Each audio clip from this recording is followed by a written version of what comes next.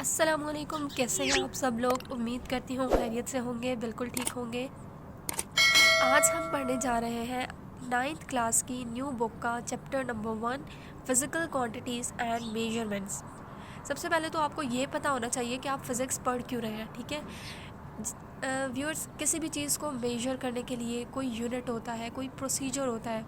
जैसे आपने किसी चीज़ की लेंथ मेजर करनी है, किसी चीज़ की थिकनेस मेजर करनी है, किसी चीज़ का वॉल्यूम पता करना है, तो उसके लिए कोई प्रोसीजर तो होना चाहिए, कोई इंस्ट्रूमेंट तो होना चाहिए, ठीक है। तो उन चीज़ों को एक्सपेरिमेंट करने के लिए, उनको मेजर करने के लिए जो साइंस हम यूज़ करते हैं उसे कहते हैं फ़िज़िक्स। सिंपल डेफिनेशन हम इस तरह से कह सकते हैं कि physics is a branch of science which observe nature, represented mathematically and concluded with the experiment.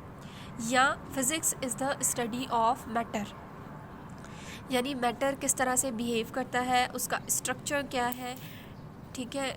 ये सारी चीज़ें हम पढ़ते हैं फ़िज़िक्स के अंदर, ठीक है। दोबारा से मैं इसकी डेफिनेशन आपको बता देती हूँ। Physics is the study of behaviour, structure of matter and energy that derives the matter, ठीक है। ये नेचुरल साइंस है, ठीक है। इसको हम इस तरह से भी कहते हैं, physics is the branch of science which observe nature, represent it mathematically and conclude it with the experiment। अब हम आते हैं ब्रांचेस ऑफ फिज़िक्स पे, ठीक है। ब्रांचेस हैं फिज़िक्स की mechanics, thermodynamics, electricity, magnetism, atomic physics, optics, sound, nuclear physics, particle physics, astrophysics, plasma physics, geophysics. अब एक एक करके मैं आपको बताती जाती हूँ कि ये क्या होता है। मैकेनिक्स क्या है? Mechanics means related to movement, ठीक है। Mechanics mean related to movement. कोई बॉडी एक जगह से दूसरी जगह मूव कर रही है तो उस पर क्या साइंस अप्लाई होगी, उसके बारे में जब हम एक्सपेरिमेंट्स करेंगे, उसके बारे में जब हम मैथमेटिकल डेरिवेशंस करेंगे तो वो आएगा मैकेनिक्स में, ठीक है। इसमें हम लॉज ऑफ मोशन पढ़ेंगे और ग्रेविटेशन के बारे में भी पढ़ेंगे। ग्रेविटेशन या ग्रेविटेशनल एक्सेलरेशन या फोर्स, जो भी आप कह लें, ग्रेविटेशनल फोर्स मैंने यहाँ पे लिख दिया है। लॉज ऑफ मोशन, जो न्यूटन के 3 लॉज हैं, वो हम पढ़ेंगे किसमें? मैकेनिक्स में। ग्रेविटेशनल फोर्स ये क्या होता है? ग्रेविटेशनल फोर्स वो फोर्स है जिसकी वजह से हम ज़मीन पर मूव कर रहे हैं, जिसकी वजह से हम ज़मीन पर खड़े हो पाते हैं। यानी ये वो फोर्स है जो हर चीज़ को अपनी तरफ अट्रैक्ट करती है, अपनी तरफ खींचती है, ठीक है। ये एक नेचुरल फोर्स है। Thermodynamics, thermo means temperature, heat और टेम्परेचर के बारे में जो हम उनकी प्रॉपर्टीज़ पढ़ते हैं, टेम्परेचर की, हीट की, और हम जो थर्मोडायनामिक्स लॉ पढ़ते हैं वो सारे आएंगे थर्मोडायनामिक्स में। इलेक्ट्रिसिटी, इलेक्ट्रिसिटी मीन्स लाइट या करंट, ठीक है। तो करंट किस वजह से फ़्लो करता है? चार्जेस की वजह से। तो स्टडी ऑफ चार्जेस, ठीक है, वो क्या कहलाएगा? इलेक्ट्रिसिटी। जब हम उनकी प्रॉपर्टीज़, एट रेस्ट पे किस तरह होते हैं चार्जेस और मोशन में, मूवमेंट में किस तरह होते हैं चार्जेस, उनकी प्रॉपर्टीज़ जब हम पढ़ेंगे तो वो कहलाएगा electricity.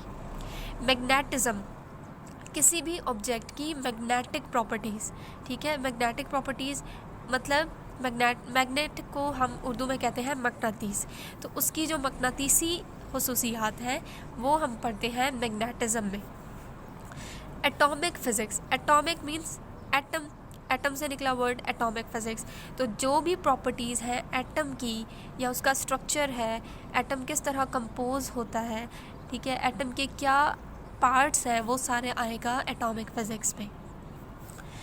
Optics, physical aspects of light with optics, ठीक है। ये क्या होता है? यानी हमने जो लाइट की प्रॉपर्टीज़ पढ़ी with the use of optical instruments. Optical instruments क्या होते हैं? जैसे हमने कनकेव मिरर, कन्वेक्स मिरर या लेंसेज यूज़ किए और उसके बाद हमने लाइट को वहाँ से पास किया, तो लाइट का क्या वहाँ पे रिएक्शन आया, वो कहलाएगा फिज़िकल, वो कहलाएगा ऑप्टिक्स, ठीक है।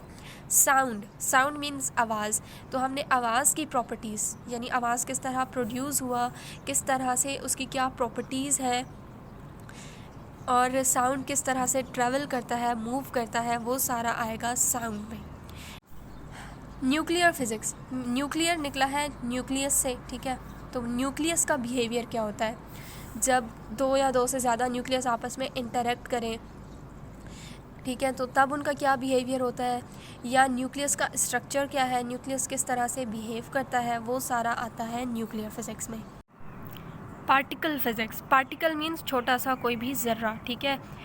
तो न्यूक्लियस के जो पार्टिकल्स हैं, एलिमेंट्री पार्टिकल्स हैं, छोटे छोटे जो ज़र्रे हैं, जैसे इलेक्ट्रॉन है, प्रोटॉन है, न्यूट्रॉन है, इसी तरह बहुत सारे और भी एलिमेंट्री पार्टिकल्स हैं, उनका बिहेवियर क्या है मैटर के साथ, या उनकी जो रेडिएशंस प्रोड्यूस होती हैं, उनका इंटरेक्शन जो होता है दूसरी चीज़ों के साथ, वो हम पढ़ते हैं सारा पार्टिकल फिज़िक्स में।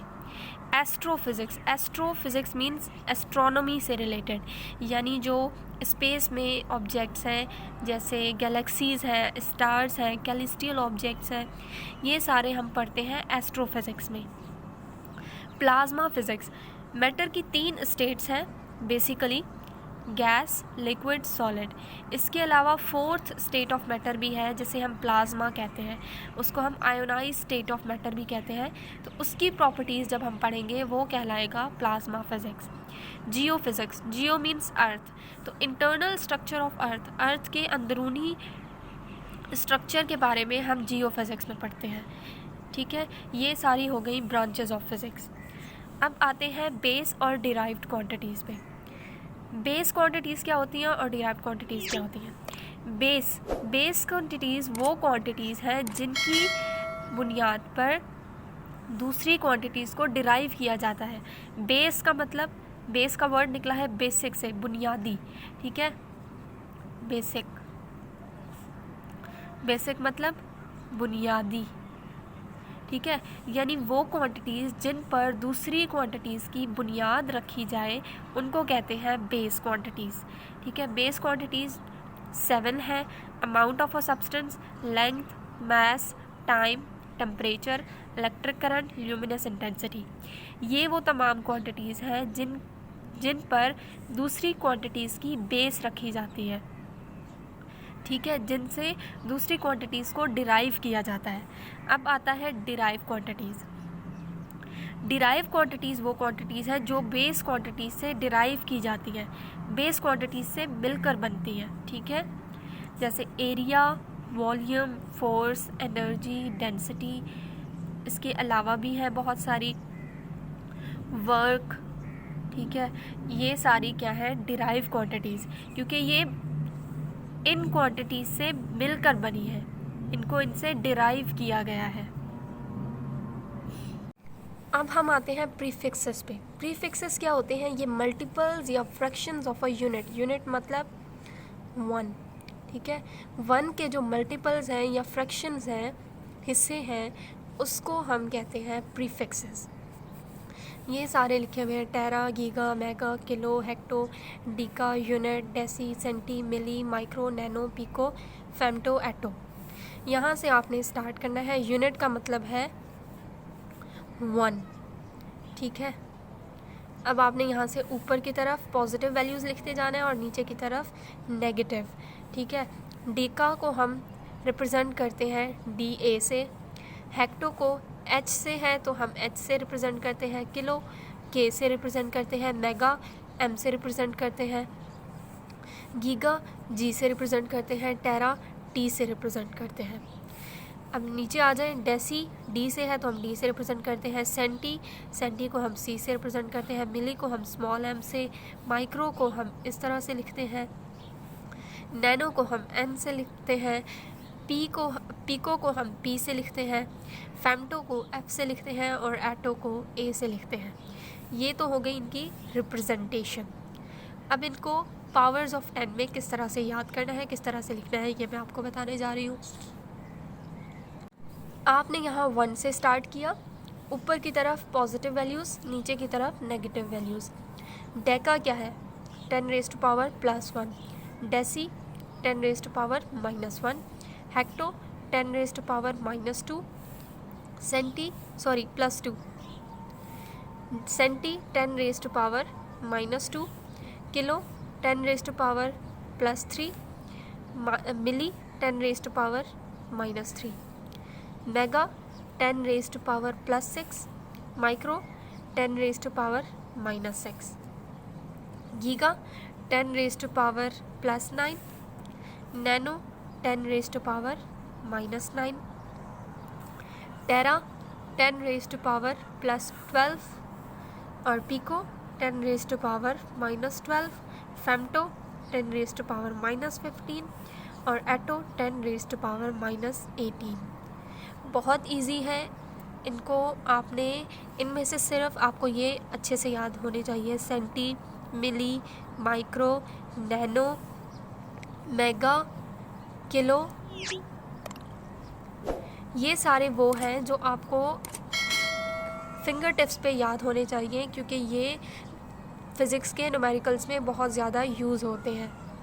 ठीक है, ये हो गए प्रीफिक्सेस। अब हमारा टॉपिक है significant figures and scientific notation. इस पर मैं ऑलरेडी अपने चैनल पे वीडियो अपलोड कर चुकी हूँ। अगर आपने अभी तक वो नहीं देखी तो उसका लिंक मैं आपको टॉप राइट कॉर्नर में दे दूँगी, आप वहाँ से देख लीजिएगा। यहाँ पे मैं आपको शॉर्टली बता देती हूँ सिग्निफिकेंट फ़िगर्स क्या होती हैं। सिग्निफिकेंट फ़िगर्स हमें किसी भी नंबर की रिलायबिलिटी के बारे में बताती हैं। ठीक है, कि कोई नंबर कितना एक्यूरेट है उसके बारे में बताती हैं। इसके रूल्स भी हैं, वो आप उस वीडियो में देख लीजिएगा, आपको वहाँ से समझ आ जाएगी। साइंटिफिक नोटेशन क्या है? साइंटिफिक नोटेशन वो नोटेशन है जिसमें हम किसी भी बड़े या किसी भी छोटे नंबर को पावर ऑफ 10 में लिखते हैं, 10 की पावर में लिखते हैं। ठीक है, यानी 10 रेज़ टू पावर, कोई नंबर इतना बड़ा लिखा हुआ है तो हम इसको पूरा लिखने के बजाय 1 × 10 raise to power 1 2 3 4 5 6 7 10 raise to power 7 इस तरह लिख सकते हैं शॉर्टली। ठीक है, ये कहलाती है साइंटिफिक नोटेशन। इसकी डिटेल आप उस वीडियो में देख सकते हैं। इसके अलावा आपकी बुक में ये चार्ट बना हुआ है, base quantities, derive quantities, scalar और वेक्टर क्वांटिटीज़ के बारे में सारा ये एग्जांपल्स दी हुई हैं। बेस क्वांटिटी, डिराइव क्वांटिटीज़ मैं आपको इस वीडियो में एक्सप्लेन कर चुकी हूँ। स्केलर और वेक्टर क्वांटिटी के मैं ऑलरेडी वीडियो अपलोड कर चुकी हूँ और आप नेक्स्ट सेकंड चैप्टर में भी इनकी डिटेल पढ़ेंगे। अगर आपने वो वीडियो अभी तक नहीं देखी तो मैं उसका लिंक आपको शेयर कर देती हूँ, आप वहाँ से देख लीजिएगा। इसके अलावा ये लेंथ, मास, टाइम, वॉल्यूम, इनके यूनिट्स लिखे हुए हैं और इनको हम किस तरह से मेजर करते हैं। लेंथ को मेजर करते हैं रूलर या मेजरिंग टेप से। मैस को हम spring balance, electronic balance, beam balance से। टाइम का यूनिट होता है सेकंड और उसको स्टॉप वॉच या क्लॉक से मेजर करते हैं। वॉल्यूम का यूनिट होता है लीटर और उसको मेजरिंग कैलेंडर, फ्लास्क और बीकर या पिपेट से हम मेजर कर सकते हैं। ठीक है, इसके अलावा इनके सब मल्टीपल्स लिखे हुए हैं, जैसे मिनट्स, आवर, टाइम का और भी ये बड़े यूनिट्स हैं। ठीक है, लेंथ के बड़े यूनिट्स किलोमीटर, मिलीमीटर और मीटर, ये इसका बेसिक है। और इसके सब मल्टीपल है मिलीमीटर और मल्टीपल इसका किलोमीटर। ठीक है, इसी तरह यहाँ पे मैस का यूनिट होता है केजी। ठीक है, एसआई यूनिट, और उसका सब मल्टीपल है मिलीग्राम और उसका मल्टीपल है मैट्रिक, टोन या टी से हम उसको डिनोट करते हैं। इसी तरह वॉल्यूम का जो यूनिट है वो लीटर है, एसआई यूनिट, और उसका सब मल्टीपल है millilitre. So this was the end of our lecture. Hope you will clearly understand it. Next video में इंशाल्लाह इस चैप्टर के न्यूमेरिकल्स और इस चैप्टर की एक्सरसाइज पे बनाऊंगी। वीडियो पसंद आई हो तो लाइक, शेयर और कमेंट करके ज़रूर बताएं। और अभी तक अगर आपने चैनल सब्सक्राइब नहीं किया तो अभी कर दें सब्सक्राइब। मिलते हैं नेक्स्ट वीडियो में। Take care of yourself. Thank you for watching, thank you for supporting. अल्लाह हाफ़िज़।